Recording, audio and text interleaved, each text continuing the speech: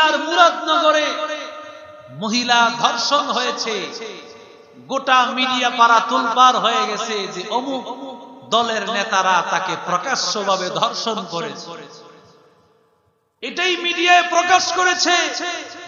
অথচ আশ্চর্যের খবর হলো আজকে প্রকাশ পেয়েছে এই মহিলা পরকিয়া করতে গিয়া ধরা খায়া নাটক সাজায় ফেলছে যে তাকে নাকি ধর্ষণ করছে। ঠিক কিনা জোরে বলে? এক নম্বর কথাই ধর্ষণের পিছনে দায়ী কিন্তু মহিলা। ঠিক কিনা জোরে বলে? যত ধর্ষণ বলেন থাকে পরকিয়া, কিন্তু যখন একটু বাড়ে বেড়ে যায় কয় ধর্ষণ হয়ে গেছে। ঠিক কিনা বলে? পরকিয়া করতে করতে এক পর্যায়ে যখন এটার একটা কঠিন পর্যায়ে চলে যায়, তো যখন ধর্ষণ হয়ে যায় সমাজের কাছে এই খবরই আসে যে তাকে ধর্ষণ করা হয়েছে।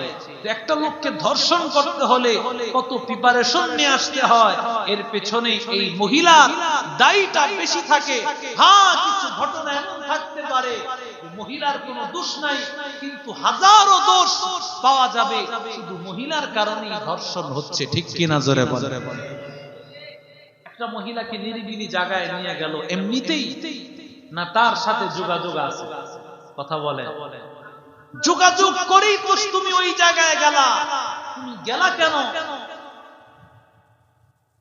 হিন্দুত্ববাদী দলেরা ওরা চায়, রড লোকেরা এই দেশটাকে চায় যে কোনো ভাবে এই দেশের মধ্যে যেন ইসলাম কায়েম না হয়। ঠিক কিনা জোরে বলে?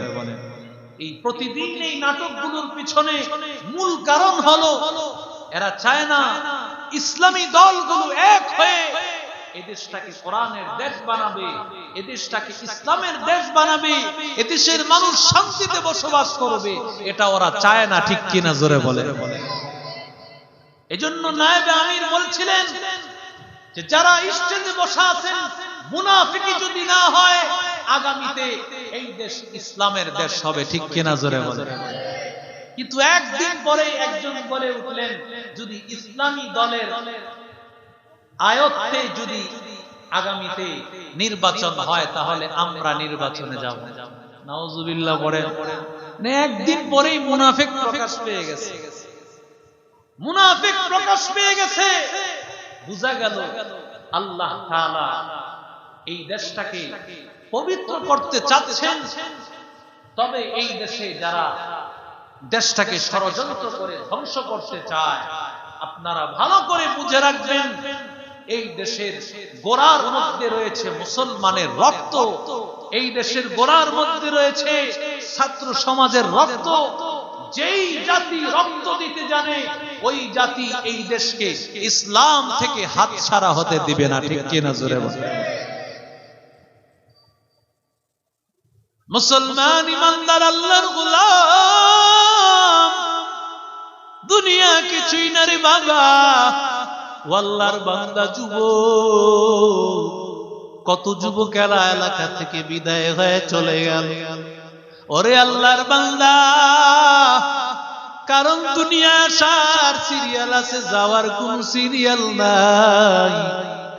বাবায় নিজের হাতে সন্তান দাফন করতেছে, বাবার কাঁধে সন্তানের লাশ, দাদার কাঁধে সন্তানের লাশ, নানার কাঁধে সন্তানের লাশ। ও আল্লাহর বান্দা, এই বিষয়টা দেখো না, কারণ আমার আল্লাহ বুঝাইতে চায় দুনিয়া আসার সিরিয়াল আছে বান্দা, যাওয়ার সিরিয়াল মোটেও নাই। ঠিক কিনা? ইহা হাম সব মুসাফির হ্যায়, কবর আখির ঠিকানা, কোই আগে রওয়ানা হ্যায়, কোই পিছে রওয়ানা, কোই আগে রওয়ানা হ্যায়, কোই পিছে রওয়ানা। ওরে নবীর আশিক উম্মতের দল যুবক, দুনিয়া কিছুই না রে বাবা। চক্ষুটা বন্ধ হয়ে গেলে দেখবি ডানে বামে তোর বন্ধু বান্ধব কেউ নাই রে বাবা।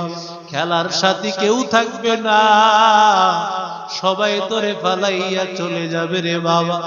দুনিয়ায় সব তোর পর, একমাত্র আপন তোর আল্লাহ। তোর বাবায় তোর আপন না, মা তোর আপন না, ভাই তোর আপন না, তোর বন্ধু আপন না, আপন একমাত্র আমার আল্লাহ। সেরে আল্লাহর বান্দা যুবক, আল্লামা কুতুবউদ্দিন বখতিয়ার কাকি রহমতুল্লাহি আলাইহি, আল্লাহর বান্দা ইন্তেকাল হয়ে যাবে।